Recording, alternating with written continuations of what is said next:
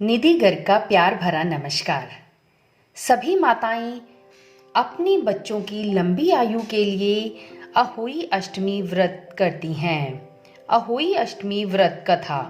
एक साहूकार था जिसके 7 बेटे थे, 7 बहुएं और एक बेटी थी। दिवाली से पहले कार्तिक बदी अष्टमी को सातों बहुएं अपनी इकलौती ननद के साथ जंगल में मिट्टी खोद रही थी। वहीं स्याऊ सेई की मान थी। मिट्टी खोदते समय ननद के हाथ से सेई का बच्चा मर गया। स्याऊ माता बोली कि मैं तेरी कोख बांधूंगी।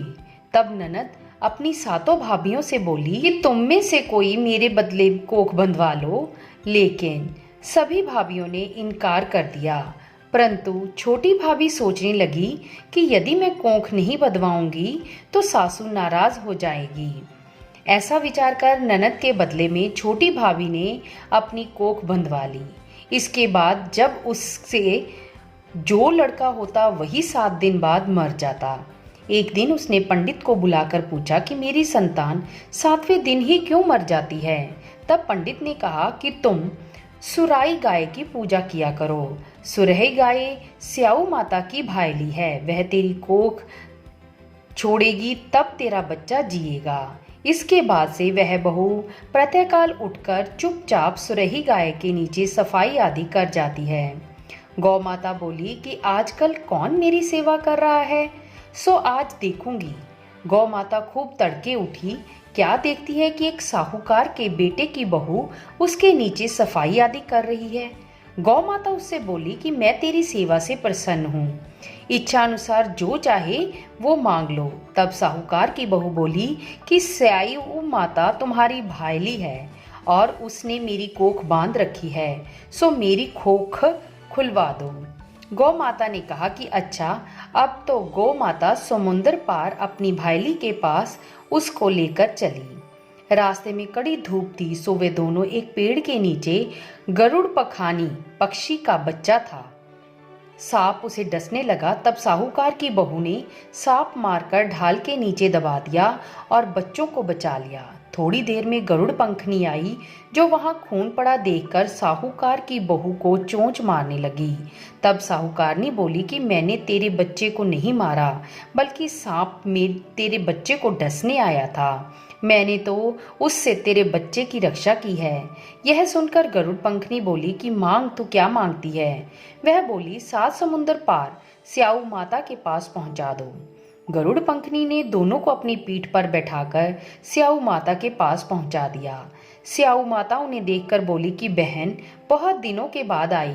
फिर कहने लगी कि बहन मेरे सिर में जूं पड़ गई है। तब सुरही के कहने पर साहूकार की बहू ने सलाई से उनकी जुएं निकाल दी। इस पर स्याऊ माता प्रसन्न होकर बोली कि तूने मेरे सिर से बहुत सलाई डाली है, इसलिए 7 बेटे और बहू होगी। वह बोली मेरे तो एक भी बेटा नहीं है, 7 बेटे कहाँ से होंगे। स्याऊ माता बोली वचन दिया है, वचन से फिरूं तो धोबी कुंड पर कंकरी होऊं।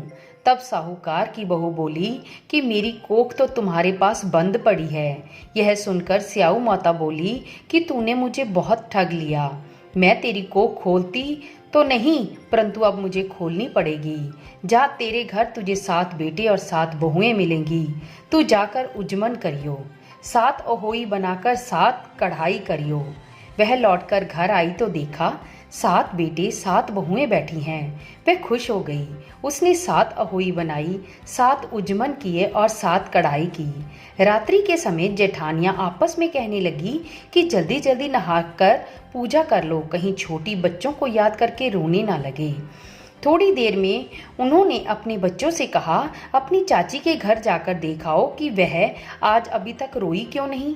बच्चों ने जाकर देखा और वापस आकर कहा कि चाची तो कुछ मान रही है, खूब उजमन हो रहा है। यह सुनते ही जेठानियां दौड़ी दौड़ी उसके घर आई और जाकर कहने लगी कि तूने कोख कैसे छुड़ाई। वह बोली कि तुमने तो कोख बधाई नहीं, स्याऊ माता ने कृपा करके मेरी कोख खोली है, उसी प्रकार हमारी भी खोलियो। कहने वाले और सुनने वाले की तथा सब परिवार की कोख खोलियो। बोलो होई अष्टमी माता की जय।